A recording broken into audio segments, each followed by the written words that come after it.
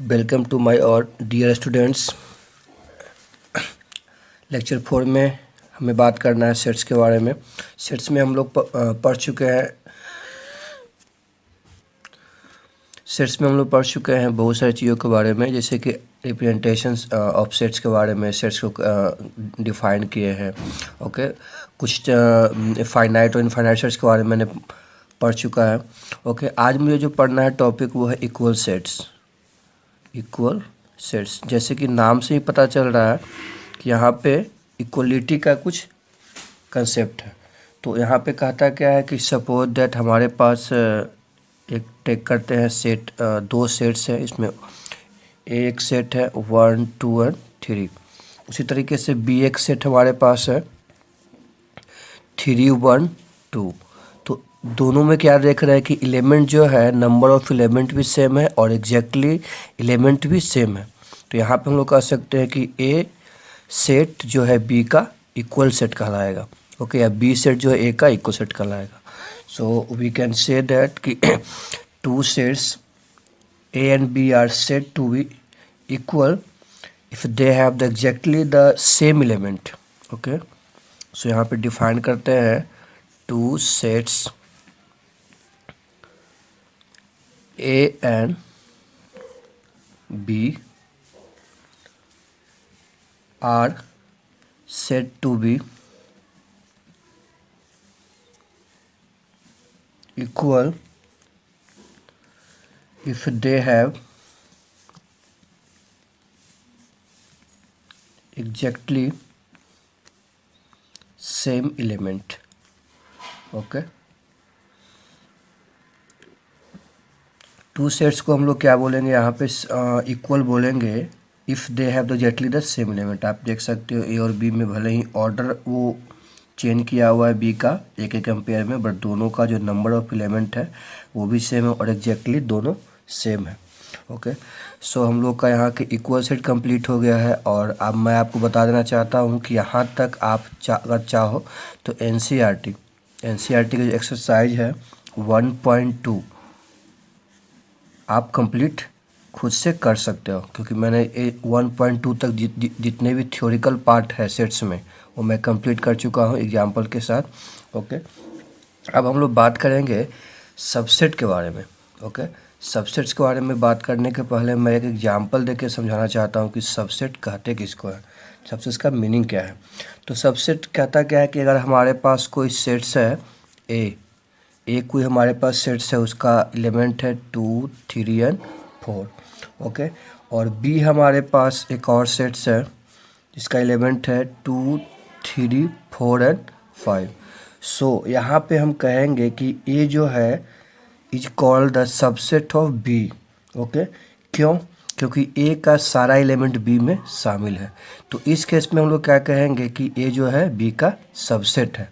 Okay, सो subset होने के लिए हम लोग क्या है कि एक यहाँ पे इसेंशियल चीज़ क्या देख रहे हैं कि कोई भी अगर सबसेट है किसी भी सेट का तो उसमें सारा एलिमेंट आपको उसमें शामिल होना चाहिए। ओके, और अगर सबसेट को आगे बात करें कि रिप्रेजेंट कैसे करते हैं, तो यहाँ पे हम इस तरीके से ए ऐसे करेंगे, इस तरीके से कर्ली ब्रैकेट दे करके ए सबसेट बी के रूप में भी रिप्रेजेंट किया जा सकता है।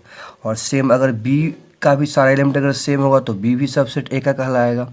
ओके, तो उस केस में क्या हो जाता है, अगर ए सबसेट बी का है और बी सबसेट ए का है तो उस केस में हम कह सकते हैं ए इक्वल टू बी, ए और बी इक्वल सेट्स कहलाएगा। ओके, तो पहले में इसको डिफाइन कर देते हैं। ओके, यहाँ पे हालांकि इक्वल सेट नहीं है दोनों, यहाँ पे हम लोग ए नॉट इक्वल टू बी कहेंगे।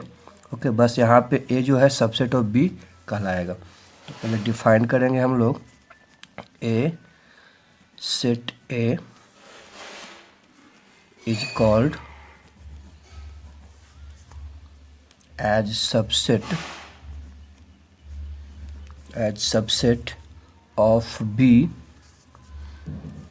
if and only if all the elements of A are in B। कहता है कि ए सेट कोई ए है, उसको हम लोग कहेंगे सबसेट ऑफ बी का if and only if all the elements of A in B.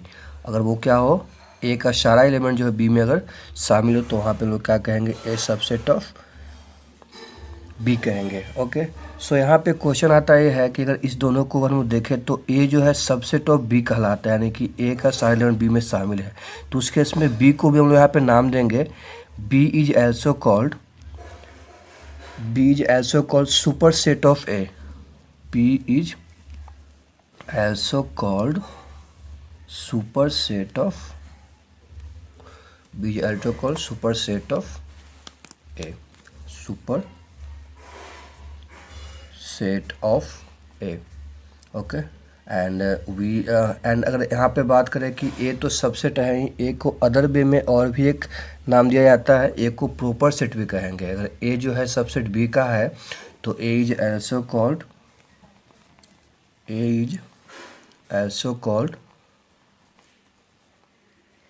Proper subset of B, proper subset of B. यानी कि सिर्फ यहाँ पे नाम चेंज किया गया है, यानी कि यहाँ पे ए कहना की कोशिश कर रहा है कि ए जो है सबसेट अगर बी का कहलाता है, ए जो है सबसेट बी का अगर कहला रहा है तो यहाँ पे ए जो है प्रॉपर सेट बी का कहलाएगा और बी जो है वो सुपर सेट कहलाएगा ए का। ओके, तो एक ही कंसेप्ट है। अगर कहीं पे ऐसा भी कुछ क्वेश्चन पूछा जाता है कि यहाँ पे आप बताइए, दो सेट से कंपेयर करके बताया जाता है कि प्रॉपर सेट कौन है और सुपर सेट कौन है। ओके, तो और यहाँ पे एक सिंबल रिप्रेजेंट करने के लिए मैंने बताया था कि सिंबल जो सबसेट का होता है, the symbol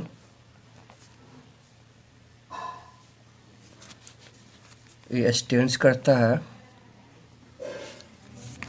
symbol stands for is a subset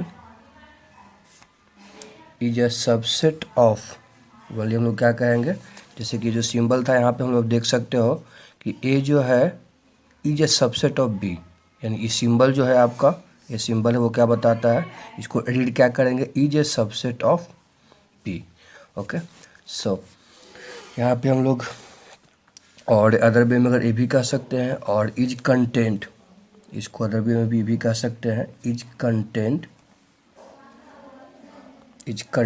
इन भी कह सकते हो, यानी कि ए अभी सिंबल हो गया सबसेट का, तो यहाँ पे इज कंटेंट इन बी, सही बात है, ए का जो एलिमेंट है वो बी में कंटेंट है, सो उसका मतलब भी हो सकता है।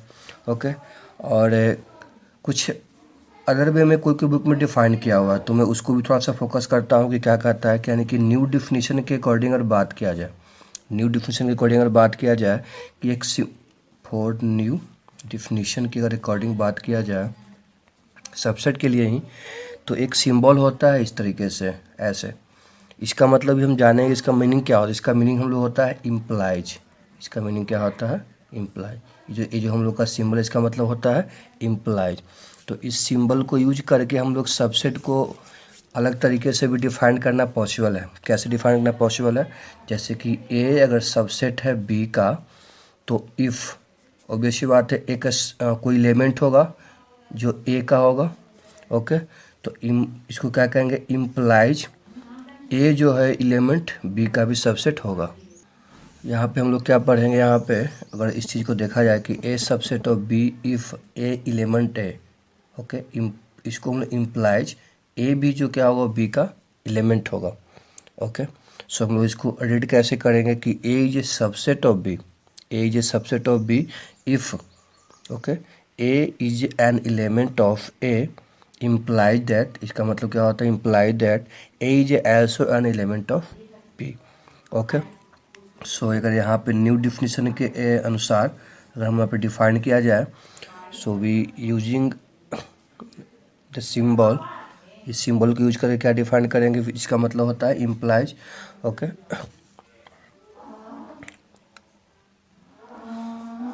Okay, so by using this symbol we can write, तो डिफिनीशन के अकॉर्डिंग से यहाँ पे आप रीड कैसे करोगे वो मैं लिख देता हूँ, बाय फॉर न्यू डिफिनीशन के अकॉर्डिंग। यहाँ पे हम रीड करेंगे read as A is a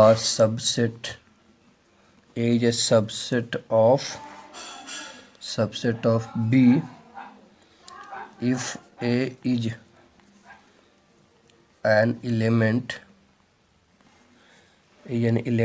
of A implies, यहाँ पे हमें याद रखना है कि इस सिंबल का मतलब होता है implies. Okay, implies that A is also an element of B. तो कोई बुक में इस तरीके से भी दिया रहता है, तो आप वहाँ पे भी इस वो सबसेट के बारे में बताता है, तो आप वहाँ पे समझ सकते हो. यस. ओके, तो इस केस में क्या देखें कि ए एलिमेंट है ए का और एलिमेंट है बी का. ओके, और मैंने अभी बताया था कि सबसेट में कभी कभी ऐसा होता है कि ए और बी आपस में इक्वल हो जाता है, तो उस केस में जो ये सिंबल है क्या वो चेंज हो जाता है. तो बिल्कुल वहाँ पे हम लोग जो सिंबल अगर देखा जाए कि when A and B are same set अगर होता है और सेम सेट्स, देन हम लोग क्या करते हैं A subset B. Yes, and B subset A, क्योंकि दोनों अगर सेम सेट्स है तो ए सबसेट बी का भी होगा और बी सबसेट ए का भी होगा. सो हम लोग यहाँ पे सिंबल जो है वो दोनों साइड से यहाँ पे लगेगा. ओके, यानी कि A is equal to B imply that. तो इस सिंबल को हम लोग क्या रीड करेंगे, इस सिंबल को रीड किया जाए तो हम लोग न्यू डिफिनीशन के अकॉर्डिंग इसको भी यूज करेंगे. इस सिंबल को अगर यूज किया जाए तो दिस सिंबल रीड एज करेंगे इसको if and only if. Okay, this symbol